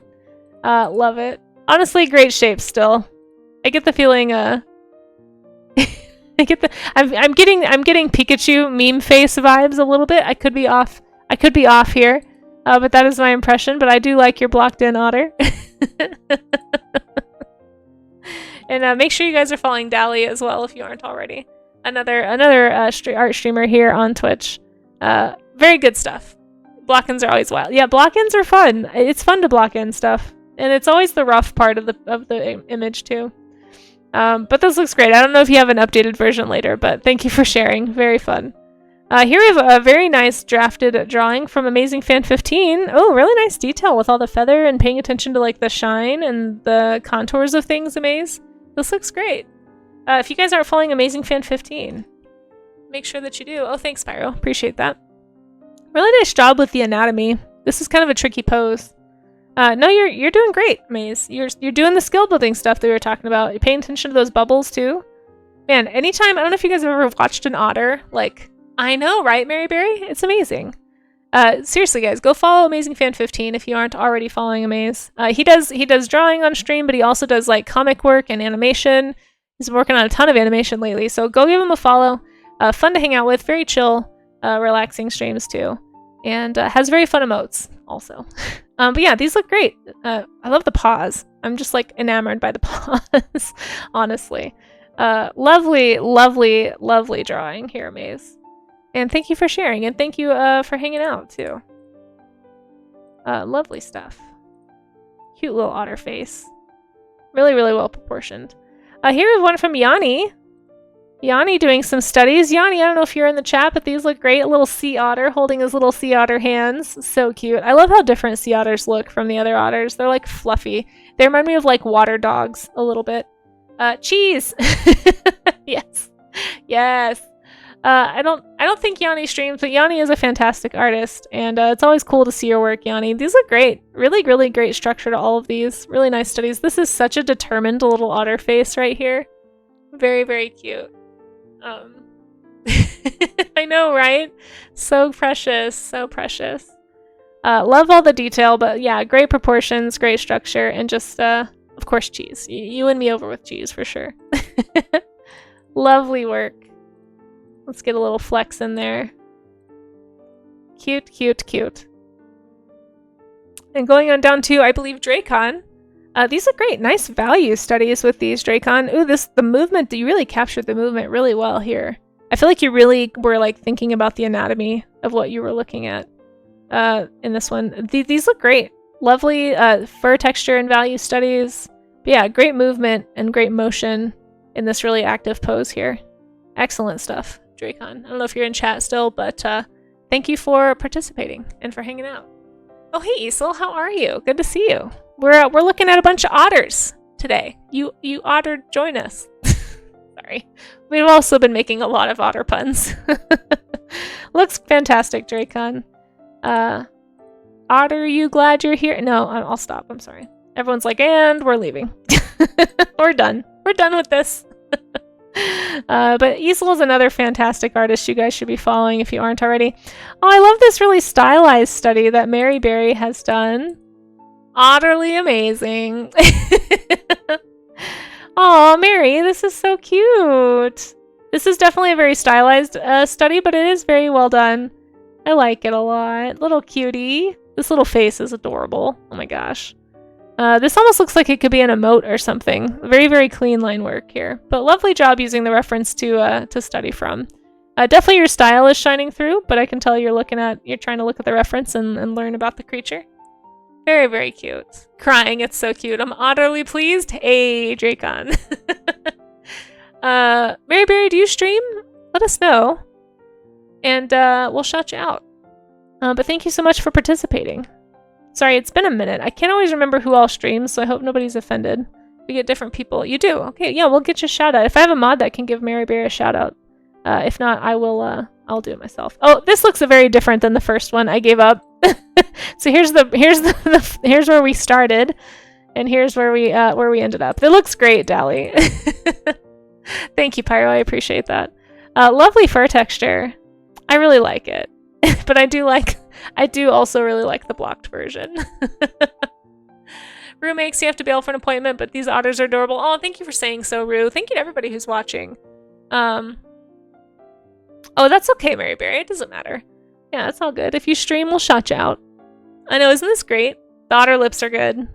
Yeah, the textures are really, really nice. Really great shapes here too, Dally. And I know we just gave Dally a shout out. Maybe I should have waited. But make sure you guys go follow Dally as well. Has gone back into streaming recently. Definitely worth a follow if you aren't already. Lovely stuff.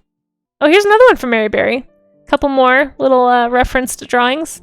Why are you just standing there? Help me! Oh, that's so sad. Oh, I feel like you really captured the head shape of the otter here, though, and that nose looks really nice. These are feeling very, very like what Beats does. Like Beats will find really funny, like meme pictures of things, and then study those. What's going on? I know Pekin Otter over here. These are super cute. Thank you for sharing, Mary. Really fun.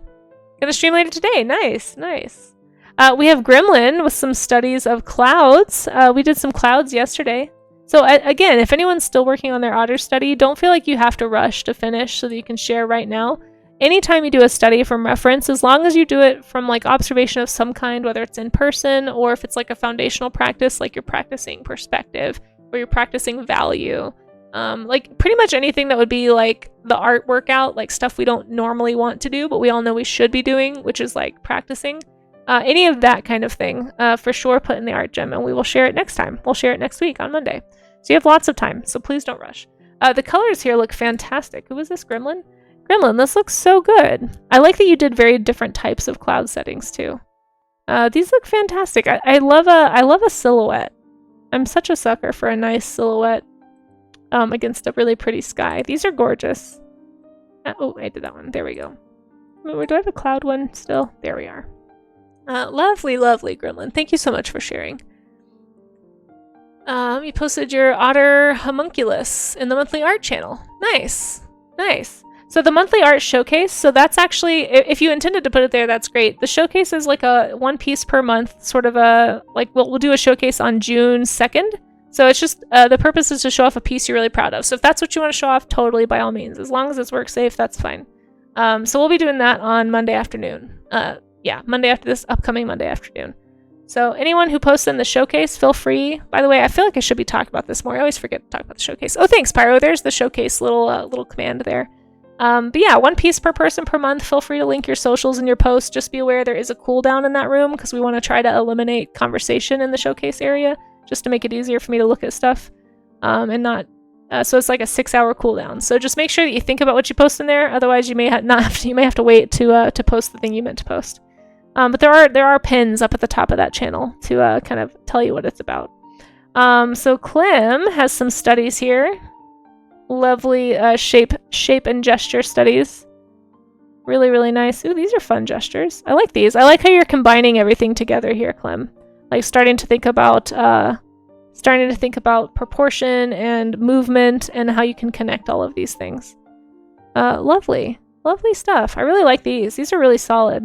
I know probably most people probably don't think that these look like much, but these actually show really good thinking about perspective, or not perspective, excuse me, proportion, and about form. Because what you want to try and do is you want to try and incorporate these shapes, like thinking about these animals as being 3-dimensional. You want to incorporate that into your flat 2-dimensional drawing. So Clem is showing some great thinking here. This is an excellent, really, really excellent one that really, like, even without all of the circles and stuff, I still feel like this is a 3-dimensional form because I can tell you're thinking about anatomy, you're thinking about shape, you're thinking about all those things. Really, really nice. A nice little study of the hands. I feel like the otter hands, I did struggle with the otter hands on mine. They're really complex because they're like these little short, stubby, webbed fingers. So really good job like doing a little detailed study of that to help you understand the anatomy there. But these are great, Clem. Nice. Well done. Well done. Oh, pictures being cut off on the left. Oops. I think all of it's on screen. Yeah, but thank you for letting me know. Yeah, I think I do. So it's actually by design, I think, on this setup so that it cuts off this little like sidebar just for distraction purposes. But I can also move it if it's like, if it makes it feel like people aren't getting their whole thing seen. Yeah, it's mostly just to like keep the focus on the art, but we can do it this way too. Okay, these look great, Clem. Thank you so much for sharing. Always appreciate seeing your studies. Very inspiring stuff. Oh, and then we have an animated one from Gremlin. Did we see this one before, or am I having one of those deja vu moments? This looks really nice though. I love it. Love the little rain animation. There's just such a nice atmosphere with this Gremlin. Very nice job. Very, very cool. Oh, we have another one from Dally. Aw, cute little pose. I like that drop shadow right there is really nice. I know, right, Maryberry? Ugh. Very, very pretty. This is super cute, Dally. I know we got you a shout out earlier, but I don't know if it popped up because I think it was right after somebody else's. So we'll get you a fancy shout out here. Make sure you guys go follow Dally. Lovely, lovely study. Very cute little otter. Really, really great proportion. And very snuggleable, honestly. Super cute. Art is too fun. I agree, Zimius. Yep. Oh, we have another one from Miss Art Rules, too. This is so cute. Aww. Look at that little otter face. I love it. I love that you do watercolor studies, too, Miss Art Rules. It's been really fun watching your art progress as you do these studies. I feel like you're getting a good grasp on, like, proportion and anatomy and, like, trying to pay attention to what you're looking at. These look great. Really nice. I like the little hands, too. I think they got maybe a little bit obscured with the paint. I don't know how you control watercolor, to be honest. But they're very, very cute. Lovely little face. Thank you for sharing. Here we have Suntroa. Oh my gosh. Look at the little paw. Look at the little paw. It's so cute. Oh, this looks great, Suntroa. We'll get you a shout out too. But I love it. What a nice little pose. Really great job with the anatomy. Everyone's really nailing the anatomy today. These guys have such fun, slinky figures, and I think they're also just extra fun to draw because they're so spinny, sort of like acrobatic, I guess, in the water. Yeah, this is great. Lovely little study here, Suntroa. Make sure you guys follow Suntroa as well. Thank you, Pyro, for getting that shout out for Suntroa. Suntroa streams art here on Twitch as well. Got a lot of art streamers in here today. Thank you all for participating. They have from Artie. I don't know if Artie is still in here. This is a cute, another, I think, watercolor study, right? Oh my goodness. Nice job with the fur texture. Very charming face. Artie, this looks great. Yep, watercolor. You said you just got into art, right? Like you're, am I remembering, or is that somebody else? But either way, thank you so much for doing a study with us and challenging yourself, doing a challenging medium, honestly. I find watercolor very challenging. But yeah, these look great. Little cute feet. Yep, the feet look good. Nice proportion with the body. Yeah. Thank you for participating. And thank you for being a part of the art gym. Let's see. So cute. Started this year basically in February. Nice. Well, welcome to art. It's good to have you. Honored to have you. I love that we have people who are all different phases of the art journey, you know. Let's see. We have warm-ups from Rue. Oh my gosh, you did the one where he's rubbing his cheeks. Rue, how dare you? It's too cute. For those who don't know, Rue is another animator here on Twitch, and often does animated studies. Not always, but a lot of the time. I think it's really fun what you do. She goes and finds videos and stuff, and then like pauses and does studies from those frames. I think it's super cool. The little cheeks are adorable. But you really nailed this, like, especially the sea otter, just like the scruffy whiskers that they have. So doggo. They just look like little sea puppies.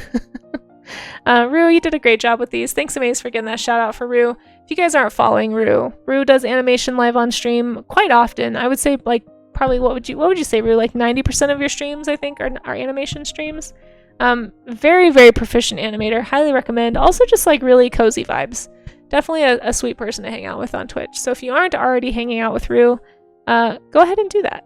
Go ahead and follow Rue. Click that heart button right there. It's right there. Go support another artist here on Twitch. Yeah. Thank you all for just posting things and being encouraging. Honestly, every time we get to the end of the art gym, I'm always like, cool. Now I want to do more studies. I'm not done yet.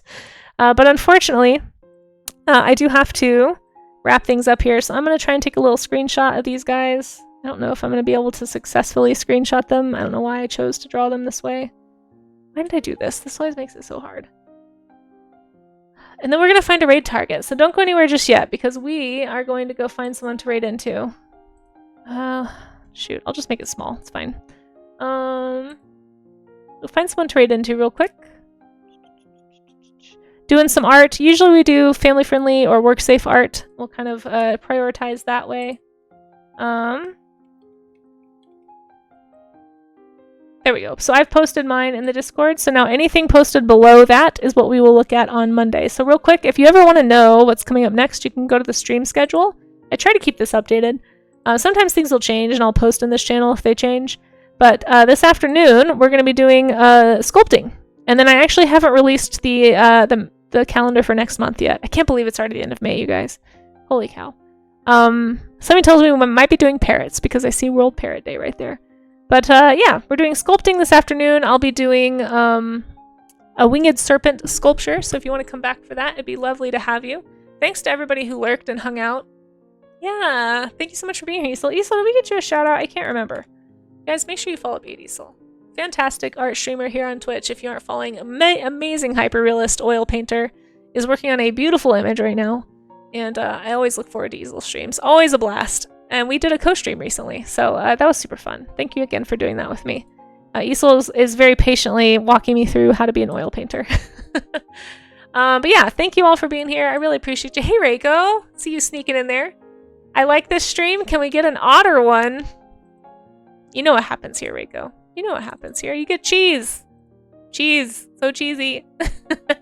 Yeah, you will get an otter one though. We're gonna do a sculpting stream this afternoon. So if you want to come back for that, the sculpture is behind me. I don't have it in front of me, but I'll be doing that this afternoon. And oh shoot, we're in an ad break. Dang it. Well, for anyone who's not an ad, here, sculpture. Sorry, I was trying to be fast. But there's my schedule. I'm gonna use the ad break time to go find a raid target. So thank you all for being here. It was lovely to hang out today. Yeah, there's the Discord, there's the socials. I appreciate all that stuff, guys. Sorry that we're in an ad break going out of stream, but don't go anywhere just yet. We're gonna find a raid target. It'll probably take me the whole ad break. But if you want to stretch during the ads, that's what we usually do, is do a little stretch. Let's see, who is doing something work safe? Let's see. Ooh, we could go say hi to a sculptor. We could go say hi to a digital artist who's working on, oh, some stickers. That's fun. But they're actually doing a traditional, like cutting out the stickers. Ooh, there's another sculptor we haven't raided in a while. Do you guys want to raid a sculptor? What are you feeling today, chat? Do you want to raid a sculpture artist? Do you want to raid a digital artist? Who else is on? Oh, we could go raid. We haven't raided Sims in a while. Your art is so good, I auto raid your stream. Oh my gosh. Is that the raid call you're gonna use, Pumpkin? We could go say hi to PCat. We haven't said hi to PCat in a while. Who else is doing some art? I'm always kind of looking for people doing studies too at this time. Sometimes it's fun to do that. A lot of artists doing games today. It's a snowstorm! Oh, we could go say hi to Melemony. I don't think we've said hi to Melemony in a while. Oh, we did raid them recently, it looks like. Well, we might say hi to Melemony. Loving the idea of a mobster. It's just obsessed with otters. I love it.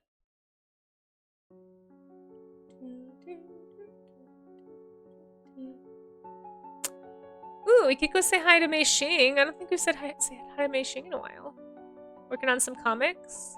Gosh, I'm really torn. There's a lot of great artists on right now. You know what? I don't think we've raided Mei Xing in a minute. Let's go raid into Mei Xing and go say hi. Let's bring some art love to somebody working on a comic.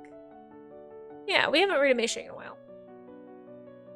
And I think they raided us recently, so let's return the love.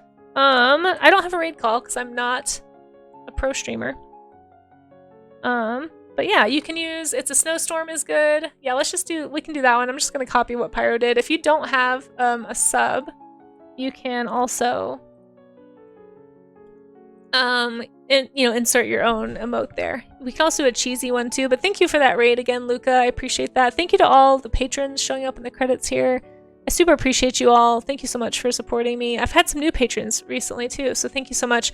If anybody wants to,